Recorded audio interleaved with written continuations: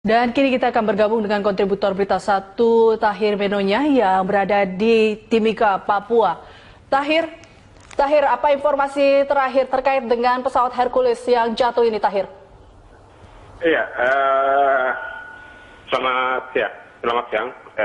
Untuk informasi terakhir yang kita dapatkan, Lisa, bahwa pesawat telah ditemukan oleh anggota Kodim 1702 yang dipimpin Kapten Infantri Irfan. Lokasi jatuh pesawat tersebut ada di Gunung Lisua, Distrik Minimo, Kabupaten Jayawijaya. Demikian. Sementara ini ya rencananya akan dievakuasi korban akan dievakuasi ke Biak atau ke Jayapura. Dan untuk nama-nama yang berhasil kami dapatkan bahwa pesawat mengangkut sembako dan semen dengan total muatan sekitar 12 ton. Adapun nama-nama yang kru pesawat yakni Mayor Penerbang Marlon A. Tawer, Kapten Penerbang J. Pontian F. Saragi, Letnan Penerbang Anggo Fitriadi, Letnan Arif Fajar Prayogi, dan Lukman Hakim, Pelaksana Tugas Suyata dan Pelaksana Tugas Susen, Serma Kudori, Pelaksana Tugas Agung Tri, dan Serma Patun dan Serdayu Suyanto. Dari pihak Lanut Timika sendiri belum bisa memberikan komentar, Elisa, terkait pesawat yang jatuh tersebut. Demikian, Elisa. Ya, Tahir, ini kalau kita lihat pesawat terbang pada pukul 5 lalu kemudian pukul 6 pagi dinyatakan kehilangan kontak. Sebenarnya bagaimana kronologis jatuhnya pesawat Hercules C-130 milik TNI AU ini? Iya, Elisa, pesawat dari informasi yang kita terima bahwa pesawat tersebut berangkat dari Timika, Wamena itu sekitar pukul 5.35 waktu Timika. Dan rencana tiba di Wamena itu sekitar pukul 6.13 waktu Indonesia Timur. Sebelum landing, sempat terjadi kontak tower dengan Wamena sekitar pukul 6.02 waktu Indonesia Timur. Dari petugas tower sendiri sudah melihat secara manual pesawat akan landing. Namun ternyata terjadi lost kontak. Demikian. Elisa. Halo? Tahir, ya, tadi Anda mengatakan bahwa pesawat saat ini sudah ditemukan dan ya. Ditemukan di gunung apa, Tahir, bisa dijelaskan lagi? Lokasi pastinya pesawat jatuh? Itu pesawat ditemukan di Gunung Lisua, Distrik Minimo, Kabupaten Jayawijaya. Yang menemukan tersebut ada 30 orang yang langsung menuju ke lokasi tersebut dari personil Kodim 1702 Jayawijaya, dipimpin oleh Kapten Infantri Irfan. Begitu, Elisa. Baik, untuk konfirmasi lebih jauh lagi, Tahir, tadi Anda menyebutkan terkait siapa saja yang berada di pesawat Hercules C-130. Bisa Anda jelaskan lagi atau dikonfirmasi ulang lagi jumlah manifest yang ada di pesawat Hercules 130 milik TNI ini?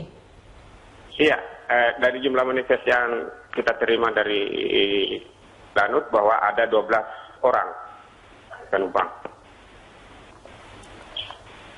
Demikian, Elisa. Ada 12 orang begitu, Tahir? Iya. Oke, dan pesawat membawa bahan sembako? Sembako dengan semen yang bermuatan sekitar 12 ton. Oke. Dari 12 orang ini sudah diketahuikah semuanya data-datanya begitu, Tahir? Iya, untuk datanya kami belum menerima semua, tapi yang jelas bahwa dari informasi dari Danlanut sendiri, Danlanut Timika belum bisa memberikan informasi apakah mereka ditemukan sudah ada meninggal atau bagaimana. Yang jelas bahwa 12 penumpang tersebut ikut dalam penerbangan itu. Demikian, Elisa. Oke, Tahir, 12 orang yang berada di pesawat ini, apakah semua termasuk dalam kru atau di luar dari kru? Iya, seluruhnya adalah kru. Oke. dari pesawat tersebut, Elisa. Baik. Sejauh ini apakah Anda melihat sudah ada mulai bagaimana proses evakuasi yang akan dilakukan? Baik, Elisa. Untuk suasana di lapangan terbang di Timika sendiri, ada 2 helikopter yang sudah berangkat ke Wamena untuk membantu evakuasi di Kabupaten Jaya Wijaya. Begitu, Elisa. Baik, terima kasih Tahir Menoya untuk informasinya. Kami akan menghubungi Anda lebih jauh untuk mengetahui informasi terkini terkait dengan jatuhnya pesawat Hercules C-130 A1334 milik TNI AU. Terima kasih Tahir untuk informasinya.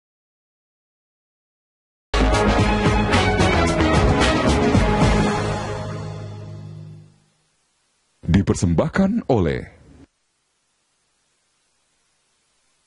Selamat siang pemirsa, kita bertemu kembali dalam program Lunch Talk, dialog siang khas Berita 1.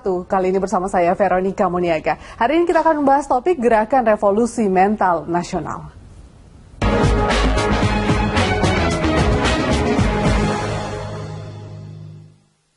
dipersembahkan oleh Ya pemirsa, dalam kehidupan sehari-hari praktek revolusi mental adalah menjadi manusia yang berintegritas, mau bekerja keras dan punya semangat gotong royong. Gerakan revolusi mental semakin relevan bagi bangsa Indonesia yang saat ini tengah menghadapi 3 masalah pokok bangsa, yaitu merosotnya wibawa negara, merebaknya intoleransi, dan terakhir melemahnya sendi-sendi perekonomian nasional. Bagaimana gerakan revolusi mental dapat mengatasi persoalan bangsa? Untuk membahasnya di studio telah hadir sosiolog Profesor Paulus Wirutomo dan anggota Pokja Gerakan Revolusi Mental Nasional Bapak Ahmad Muklis Yusuf. Saya langsung sapa narasumber kita.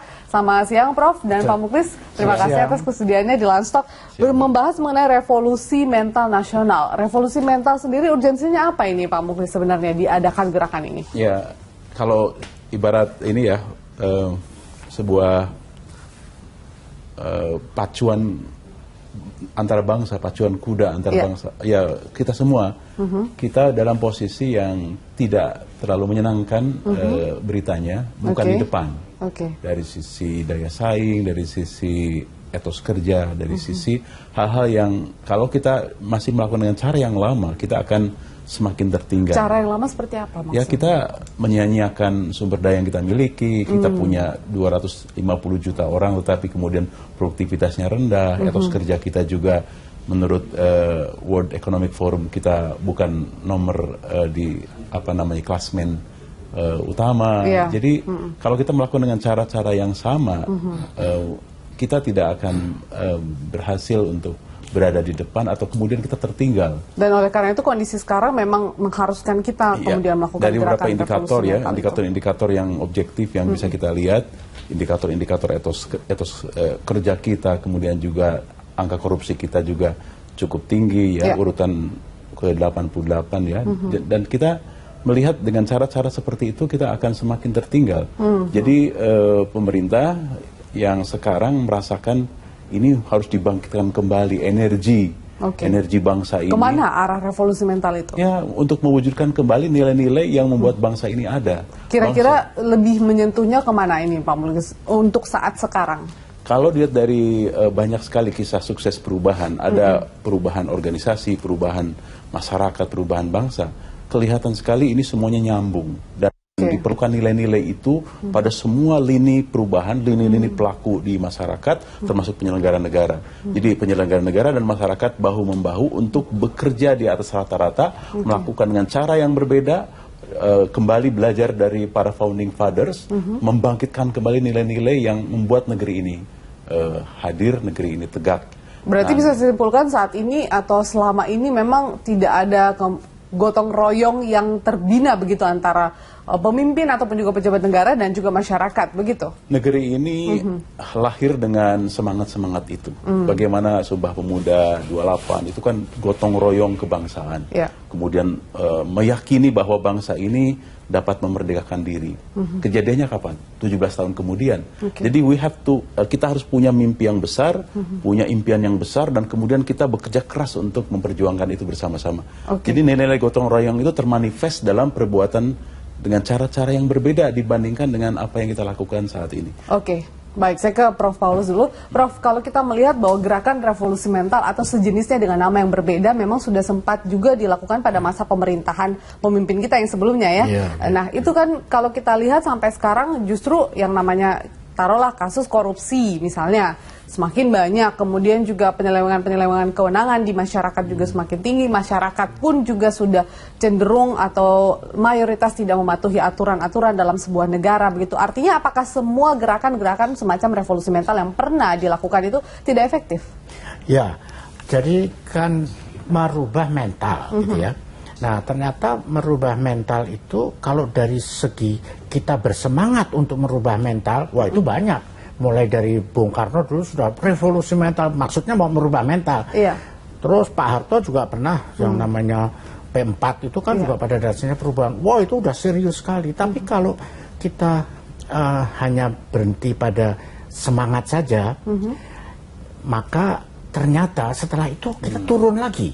Nah sebetulnya kalau zamannya Pak Jokowi ini, kelihatannya beliau itu ketika belum jadi presiden loh, sedang mau memasuki kampanye saja, dia sudah meneriakkan itu revolusi mental. Nah artinya kata revolusi ini menunjukkan bahwa beliau itu sudah jengkel sekali ya persoalan ini dan harus ditangani secara revolusioner. Tapi di sini jangan diartikan revolusi dalam arti ada tindakan berontak atau apa gitu. Tidak ada hubungan dengan itu. Revolusi yang dimaksud Pak Jokowi hanya berubah dengan cepat dan tidak sekedar mengikuti jalur-jalur pembangunan proyek pemerintah. Oke, berubah dengan cepat itu harus dimulai dari mana dulu? Dari kalangan pejabat atau masyarakat, Prof? Nah, akhirnya oleh beliau dititipkan kepada para pakar, tolong pikirkan bagaimana caranya mental itu bisa direvolusi. Nah, kami ini ya berusaha mencari, tapi juga mencari contoh dari negara lain. Dan ternyata memang mentalitas bangsa Indonesia yang banyak degradasi lah sebetulnya, turun terus gitu. Sepak bola aja kita sampai lawan Vietnam aja udah kewalahan, walaupun menang juga sih akhirnya.